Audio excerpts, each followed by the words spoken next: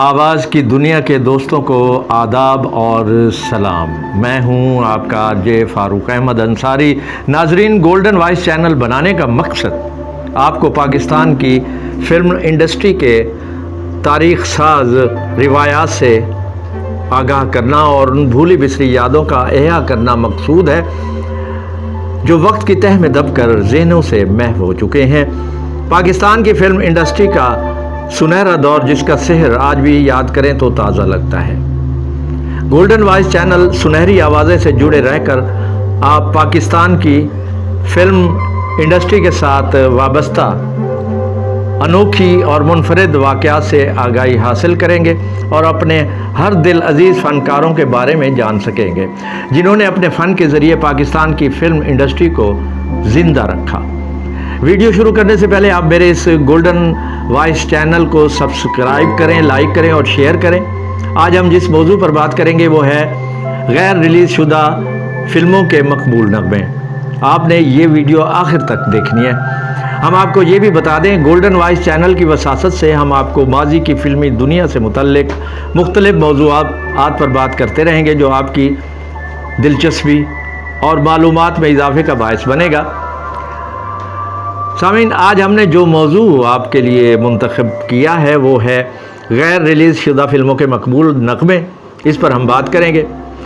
ناظرین، پاکستان بننے کے بعد بہت سی فلمیں ایسی ہیں جو مکمل تو ہو چکی تھی مگر ریلیز نہ ہو سکی، یا صرف چند گیت ریکارڈ ہوئے اور فلم شروع نہ کی جا سکی، اور کچھ فلمیں ایسی بھی ہیں جو صرف اعلان تک محدود رہیں، یا پھر ان فلموں کی اوپننگ تو بڑے زور و شور سے کی گئی مگر شوٹنگ کا آغاز نہ ہو سکا. بہت سی فلمیں ایسی بھی رہیں جو آدھی سے زیادہ بننے کے بعد روک دی گئیں. فلم مکمل ہونے کے بعد ریلیز نہ ہونا، آدھی فلم بننے کے بعد کام کو روک دینا، صرف اعلان کی حد تک مشتہر کرنا، ان سب کی مختلف وجوہات ہوتی ہیں جو ہم آپ کو بتاتے ہیں. اس کی جناب وجوہات ہیں، کبھی فنانسر نے پیسے سے ہاتھ کھینچ لیا، یعنی جو فلم ساز تھا اس نے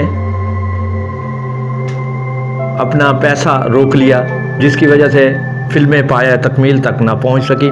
اس کے علاوہ یہ بھی تھی کہ فلم مکمل ہونے کے بعد قانونی تقاضوں کو پورا کرنا ہونا تھا جو وہ پورا نہ کر سکے. ایک اور بات بھی میں آپ کو بتاتا چلوں کہ آج تک یہ بہت انکشاف ہے کہ آج تک پاکستان کی ہسٹری میں جتنی بھی فلمیں ریلیز ہوئی ہیں ان سے دگنی تعداد میں وہ ہیں جو نامکمل رہی ہیں یا اعلان کی حد تک محدود رہی ہیں، یعنی ان کی تعداد دگنی ہے. بہت سی اردو پنجابی فلمیں ایسی ہیں جن کے مکمل گیت ریکارڈز کی صورت میں مارکیٹ میں موجود تھے، اور کچھ ایسے بھی ہیں جن کی صرف 2-4 گیت ریکارڈ کی صورت میں موجود ہیں. اب ہم ان نامکمل غیر ریلیز شدہ فلموں کے گیتوں کا ذکر کریں گے جو اپنے وقت میں خاصے مقبول رہے ہیں، جن کی فرمائش اس دور میں ریڈیو پر ہوتی رہی ہے اور ایک ہی نغمہ ریڈیو سے اس دور میں مختلف پروگرامز میں نشر ہوتا رہا. 1948 کی فلم ہیر رانجھا جو مکمل تو ہو چکی تھی مگر ناگزیر وجوہات کی بنا پر سینماؤں کی زینت نہ بن سکی. نذیر اور سونل لتا کی پاکستان میں یہ پہلی فلم تھی. اس فلم کے 8 گیت کمپنی نے ریلیز کیے تھے. اس وقت ریکارڈنگ کمپنیاں ہوا کرتی تھی اس دور میں اور وہی ریکارڈ کو ریلیز کیا کرتی تھی. ان میں سے ایک گیت شہرت کی بلندیوں کو چھو سکا جس کے بول تھے گورا مکھڑا تے گول کلائیاں تے چاندی دیاں 5 چوڑیاں، جسے اقبال بانو نے موسیقار جی اے چشتی کی دھن پر خوبصورت انداز میں گایا تھا. یہ پاکستان میں اقبال بانو کا پہلا فلمی گیت تھا، حالانکہ اس سے پہلے وہ 2 فلموں میں نغمہ سرائی کر چکی تھی. اس کے گیت کی فرمائش کے لیے بے شمار خطوط ریڈیو اسٹیشن کو موصول ہوتے تھے. اکثر شادی بیاہ کے موقع پر یہ گیت گایا جاتا تھا. 1950 میں شروع ہونے والی ایک نامکمل فلم کے بارے میں آپ کو بتاتا ہوں جس کا نام ہے مجاہد اعظم، جس کا ایک قومی گیت جسے دلشاد بیگم اور ساتھیوں نے گایا، جس کے بول تھے چاند روشن چمکتا ستارہ رہے. یہ قومی گیت اپنے وقت کا مقبول ترین نغمہ تھا جس کی بات گشت کسی نہ کسی حوالے سے آج بھی سنائی دیتی ہے۔ جاوید آرٹ پکچرز لاہور کی یہ فلم اعلان تک محدود رہی۔ اس فلم کا ایک ہی ریکارڈ جاری ہوا تھا۔ موسیقار اصغر علی اور محمد حسین نے عرش لکھنوی کے لکھے ہوئے اس قومی نغمے میں اپنی بھرپور صلاحیتوں کا مظاہرہ کیا۔ یہی گیت اس سے پہلے گلوکارہ منور سلطانہ بھی گا چکی تھی۔ 1950 کے بعد بہت سی فلموں کا آغاز ہوا جن میں کچھ نامکمل اور اعلان تک محدود رہیں، مگر ان ادھوری اور نامکمل فلموں کے ریکارڈ جاری ہونے کے باوجود کوئی نغمہ بھی شائقین موسیقی تک رسائی حاصل نہ کر سکا۔ ناظرین، شہرت بھی ایک نعمت خداوندی ہے۔ یہ نعمت ہمارے غزل گو گلوکار کے حصے میں آئی جس کے ذریعے وہ ایک ہماگیر شہرت کے حامل شخصیت بن گئے۔ آواز کی دنیا کے بیتاج بادشاہ مہدی حسن، جن کی آواز سوز و گداز سے بھرپور تھی، ان کا ایک گیت اپنے دور میں بےحد مقبول ہوا جس کے بول ہیں: تیری آنکھوں سے چھلکتا ہوا پیغام وفا۔ فلم پیغام وفا کا یہ گیت ہی ریکارڈ ہوا تھا۔ بزم انصاری کے لکھے ہوئے اس گیت کی موسیقی دلشاد نے ترتیب دی تھی۔ اس دور میں سامعین کی پسند کے پیش نظر اس نغمے کو کئی بار ریڈیو کے فرمائشی پروگرام میں نشر کیا جاتا تھا۔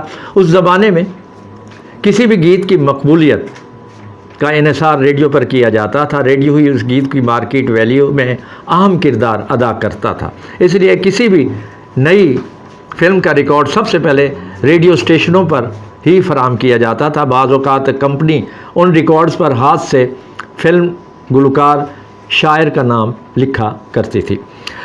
ناظرین، بات ہو رہی تھی گلوکار مہدی حسن کی۔ مہدی حسن دنیا کے وہ خوش قسمت گلوکار تھے جن کی اس دور میں غیر ریلیز شدہ فلموں کے نغمے اسی طرح مقبول تھے جس طرح ریلیز شدہ فلموں کے نغمے۔ ان کے گائے ہوئے غیر ریلیز شدہ نغمے شائقین موسیقی میں بے حد مقبول تھے۔ ان گیتوں کو سننے کے لیے ریڈیو اسٹیشن پر فرمائشی خطوط کا ایک تانتا سا بندھ جاتا تھا اور ان گیتوں کو ریڈیو اسٹیشنوں سے دن میں کئی بار نشر کیا جاتا تھا۔ مہدی حسن کا ایک گیت جس کے بول ہیں: تنہا تھی اور ہمیشہ سے تنہا ہے زندگی۔ یہ فلم جلتے ارمان بجھتے دیپ کا تھا۔ یہ فلم ریلیز نہیں ہو سکی تھی ناظرین۔ اس کی موسیقی ترتیب دی تھی موسیقار دیبو بھٹاچاریہ نے۔ یہ نغمہ بے حد مقبول ہوا۔ اس نغمے کی موسیقی اور شاعری آج بھی ہمارے کانوں میں رس گھولتی ہیں۔ ناظرین، غیر ریلیز شدہ فلموں کے مقبول نغموں کا موضوع اس قدر وسیع ہے کہ اس مختصر وقت میں اس کا احاطہ کرنا بے حد مشکل ہے۔ پھر بھی کوشش کریں گے آپ تک یہ معلومات باہم پہنچائے۔ غیر ریلیز شدہ فلموں کے مقبول نغموں کا سلسلہ بڑھاتے ہوئے ہم ایک بار پھر 1963 سے 1965 کے مقبول نغموں کا آپ کو بتائیں گے۔